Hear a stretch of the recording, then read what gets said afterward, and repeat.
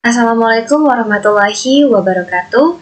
Perkenalkan, nama saya Nova Rizky Sumiati dengan nomor NPM 2175558. Di sini saya akan mempresentasikan sebuah materi dari mata kuliah akuntansi sektor publik dengan judul materi Review dan Pemeriksaan Laporan Keuangan Pemerintah Daerah. PPT yang saya gunakan pada kesempatan kali ini yaitu berasal dari Bapak Bangkit Priya Husada. Pengertian audit atau pemeriksaan.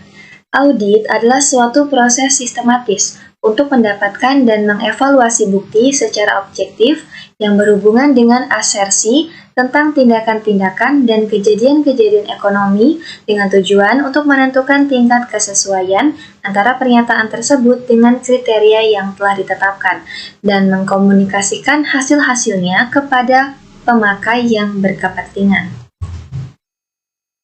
Jenis-jenis auditor berdasarkan organisasinya atau entitas.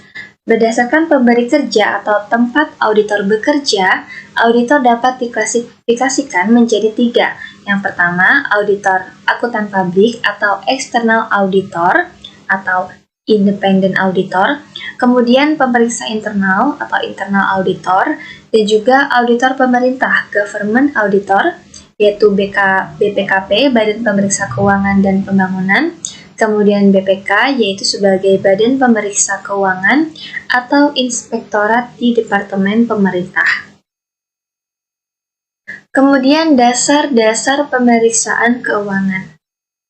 Yang pertama, dasar hukumnya meliputi Undang-Undang Nomor 17 Tahun 2003 tentang Keuangan Negara, lalu Undang-Undang Nomor 1 Tahun 2004 tentang Perbendaharaan Negara, lalu kemudian Undang-Undang Nomor 15 Tahun 2004 tentang Pemeriksaan Pengelolaan dan Tanggung Jawab Keuangan Negara. Selanjutnya Undang-Undang Nomor 15 Tahun 2006 tentang Badan Pemeriksa Keuangan.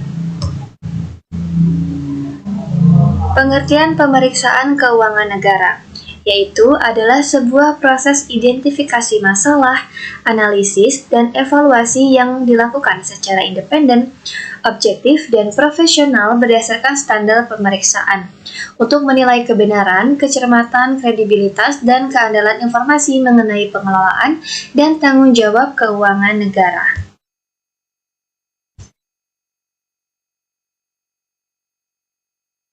Jenis-jenis pemeriksaan keuangan negara. Yang pertama ada pemeriksaan keuangan, kemudian pemeriksaan kinerja, dan pemeriksaan dengan tujuan tertentu.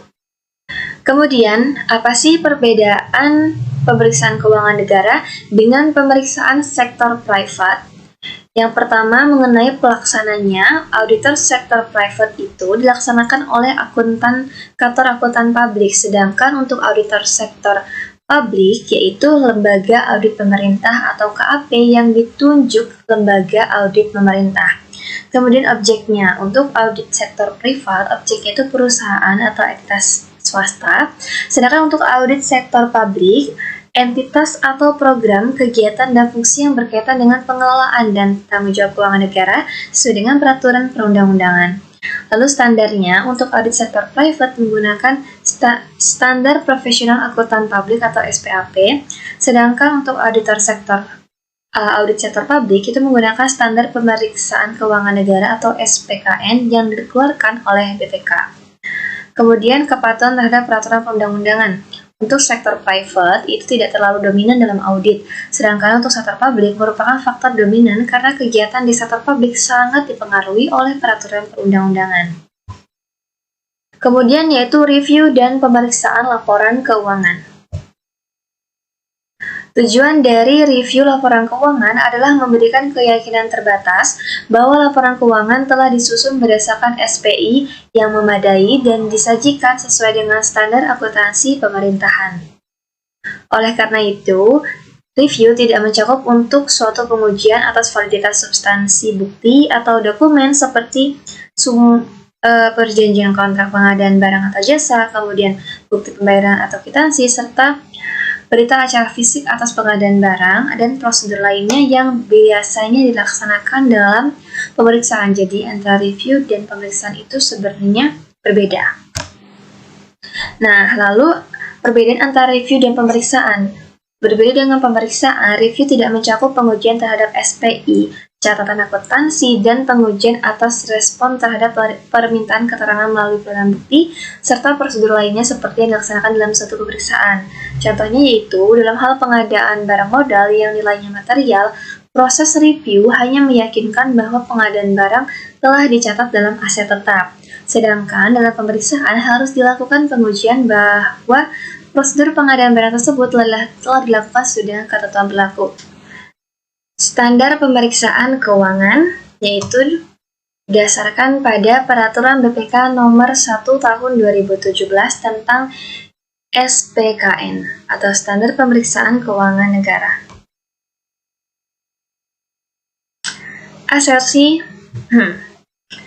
Asersi manajemen. Asersi adalah pernyataan manajemen yang terkandung dalam komponen laporan keuangan. Pernyataan tersebut dapat bersifat implisit atau eksplisit. Nah, asersi manajemen ini meliputi pertama adanya keberadaan dan keterjadian, kemudian kelengkapan, hak dan kewajiban, penilaian dan pengalokasian, dan penyajian serta pengungkapan. Itu tahapan pemeriksaan. Yang pertama, perencanaan pemeriksaan. Di antaranya meliputi pemahaman tujuan pemeriksaan dan harapan penugasan, kemudian pemahaman entitas dan proses bisnis dari entitas tersebut, lalu pemahaman hasil pemeriksaan sebelumnya, kemudian melakukan pelaksanaan prosedur analitis awal, pemahaman atas SPI. Kemudian dilanjutkan dengan identifikasi dan penilaian risiko awal, lalu penetapan batas materialitas awal, kemudian penentuan metode uji PT.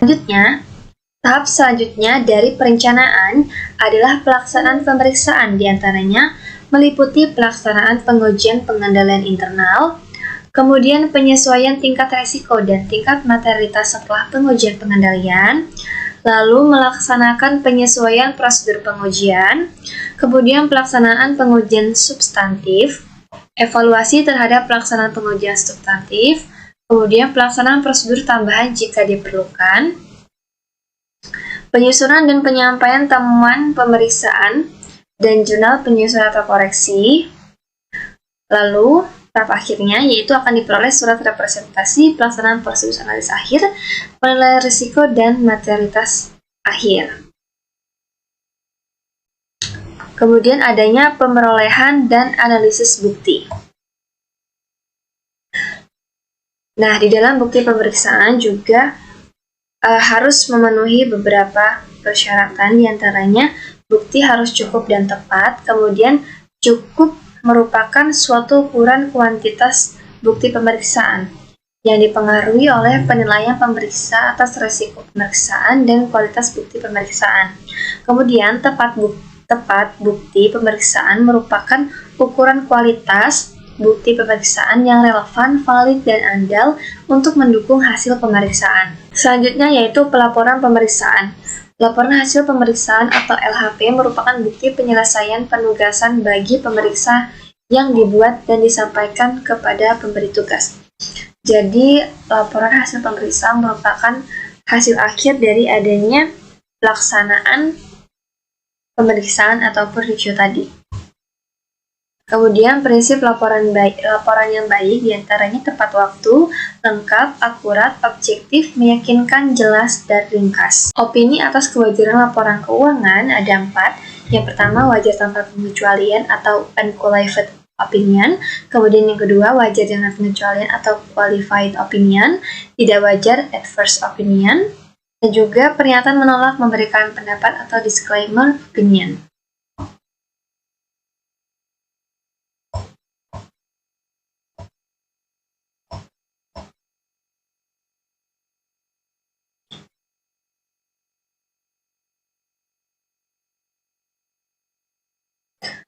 Kemudian, di dalam memeriksa laporan keuangan pemerintah, auditor juga harus menetapkan dasar dari opini yang telah ia berikan. Nah, dasar penetapan opini ini ada 4 yang harus dipenuhi.